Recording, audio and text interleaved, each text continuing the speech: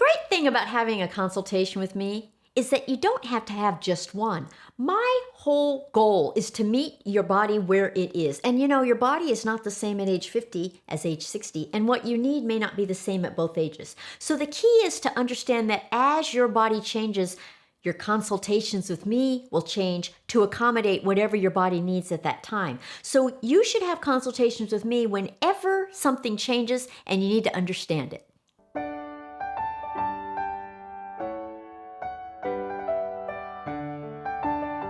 Hello, my dears. The week always seems to pass gradually, and then suddenly it's time for the next video tutorial. So here we are at video number 482. Starting with video number 463, we shifted our focus from diseases to symptoms. And since then, we've gradually made our way through symptoms typical of premenopause, perimenopause, and now postmenopause. And suddenly, we're here at the last video in the unit on these three phases. But there's one thing we have not yet addressed. And that's the difference between gradual postmenopause and sudden postmenopause. So what's the difference? Does it even make a difference? You'll know if you watch this video. In my book, I present this briefly in chapter 2. But you'll understand it best if you read my book and you watch this video. I always like to start with a definition. This is especially true when a term sounds like common sense. Commonly, the common sense meaning doesn't capture the entire essence of the term, though. And this is the case with the terms gradual postmenopause and sudden postmenopause. So let's address gradual postmenopause first.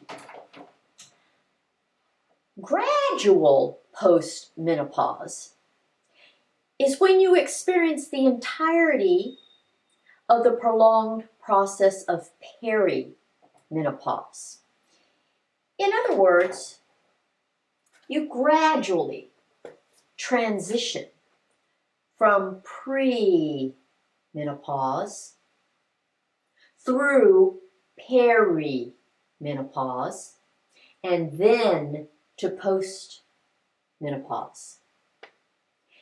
And you've learned that perimenopause can last for 2 to 10 years. So gradual postmenopause is when you have some degree of perimenopause between your premenopause and your postmenopause. Of course, you never know how long your perimenopause will last until you've become postmenopausal.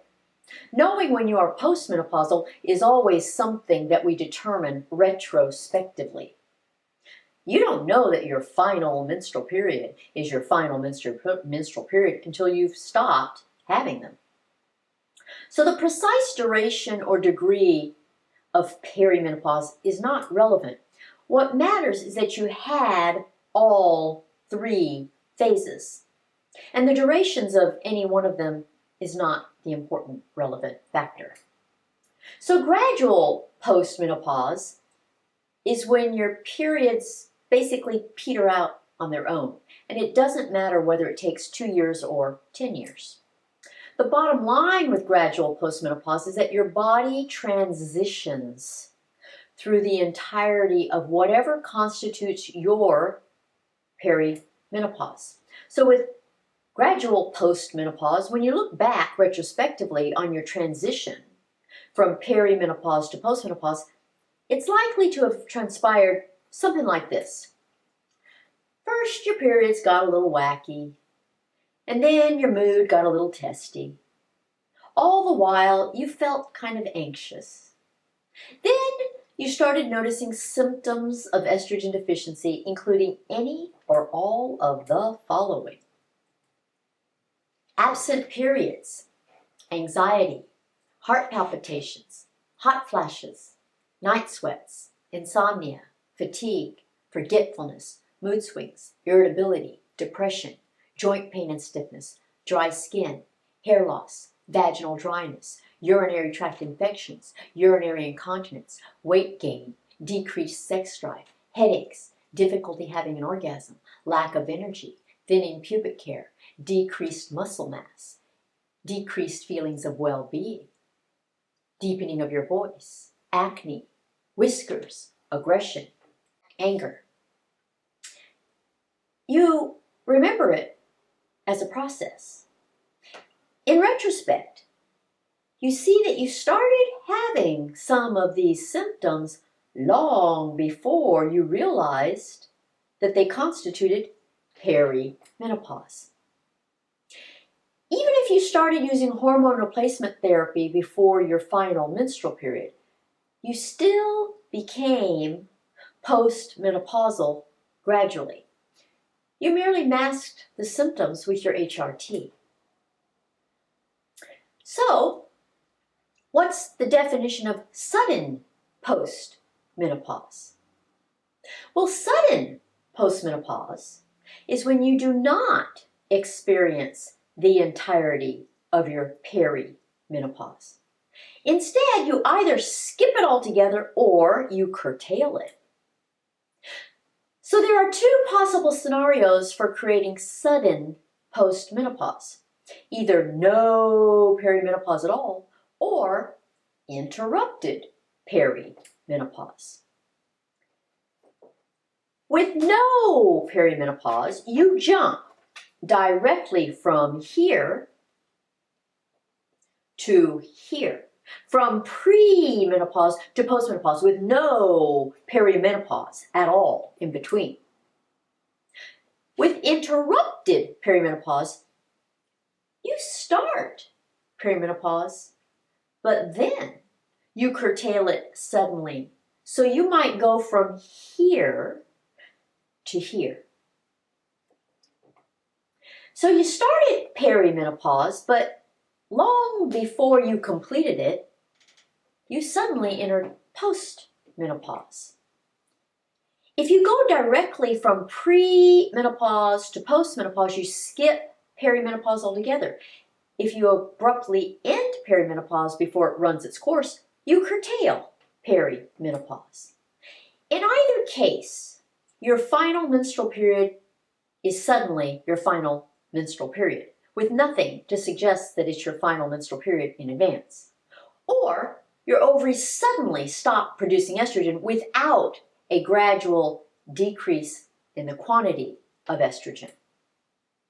So instead of the transition from pre or perimenopause to postmenopause taking years, it happens overnight. So how does sudden postmenopause come about? Well, something causes it. And there are 4 ways for sudden postmenopause to come about. The most common is due to surgery. And it entails any surgery that removes both of your ovaries. If I remove these ovaries, menopause occurs the second I remove them. But you have to remove both of them to cause postmenopause. If you remove only one of them, it does not cause postmenopause. The second most common means of causing sudden postmenopause is with radiation therapy. Radiation is a form of intense energy that is so strong it kills things. And your ovaries are fragile. So if you have radiation therapy that comes into contact with your ovaries, it can kill your ovaries. So with radiation therapy, your ovaries are still present, but they're burned to a crisp, and they do not function. The third most common means of causing sudden postmenopause is with certain chemotherapeutic drugs. The goal of chemotherapy is to kill cells. That's how it treats cancer. And some chemotherapeutic agents kill the cells of your ovaries such that they stop producing estrogen. Once again, your ovaries are still present, but they don't function anymore. It causes the estrogen factory to close down. The fourth and least common means of causing sudden postmenopause is spontaneously. And this means that your own body just skips the perimenopausal transition phase in whole or in part. Sometimes this happens as a result of a disease. Sometimes it happens after pregnancy. Sometimes we don't know what caused it. So the 4 ways to bring about sudden postmenopause are with surgical removal of both ovaries, with radiation therapy, with chemotherapy, or spontaneously. Now, think about how miserable you can be with gradual postmenopause. All those symptoms happen from time to time for a very long time. But with sudden postmenopause, all those symptoms happen all of a sudden, all at once. And their severity is usually much greater than with gradual postmenopause. Talk about shock. Your body has no time to adjust. And so far, I've only mentioned the symptoms of postmenopause. What about those diseases? How do you think these 2 different kinds of postmenopause affect the diseases that are due to estrogen deficiency? You already know that your risk for heart attack, osteoporosis, and Alzheimer's increase dramatically with gradual postmenopause. Do you think the effects of sudden postmenopause are any different? You bet they are. And the differences are not favorable.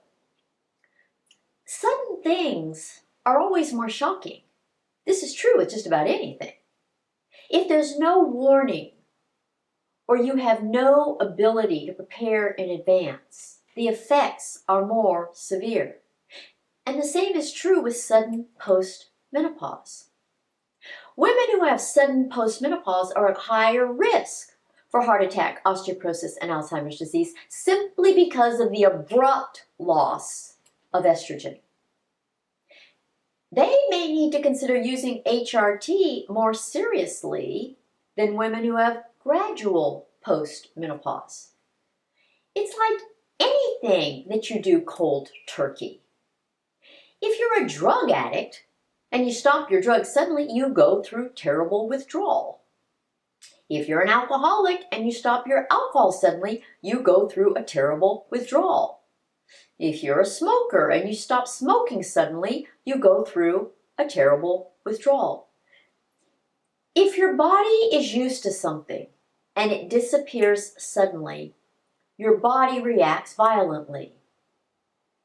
Likewise, sudden postmenopause can have a huge impact on the dosage of estrogen your body needs for preventing the symptoms of estrogen deficiency and preventing the diseases of estrogen deficiency. Almost always, sudden postmenopause requires much higher dosages of estrogen replacement than gradual postmenopause, and the need for a higher dosage of estrogen is usually permanent. Gradual postmenopause is like a slow leak of air from a balloon. The air just kind of gradually deflates over time. But sudden postmenopause is like popping the balloon. It's very dramatic, and it makes much more of a mess. There is nothing natural about postmenopause in the first place. Other animals don't even have menopause. They die. We humans are living so much longer than Mother Nature intended that we're literally outliving our ovaries.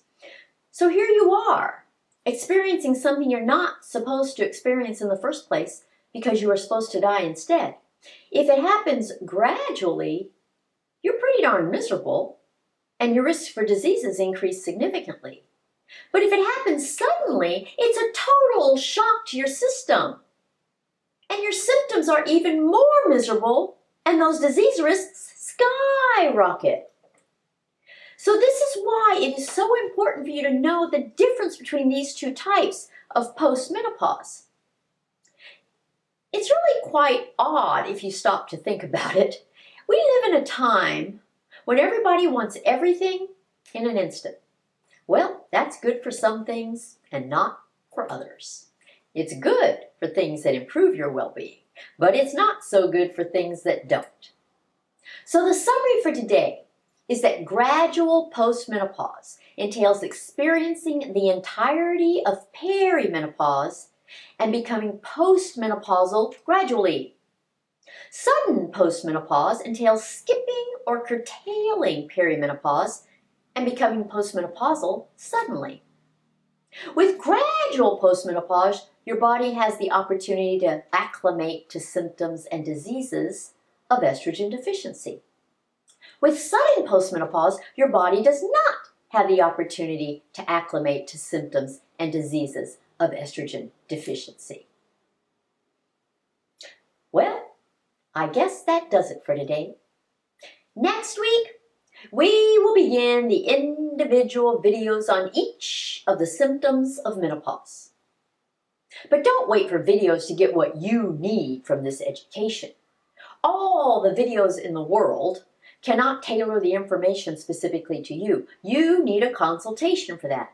So schedule one at menopausetailor.me. I do them online with women all over the world.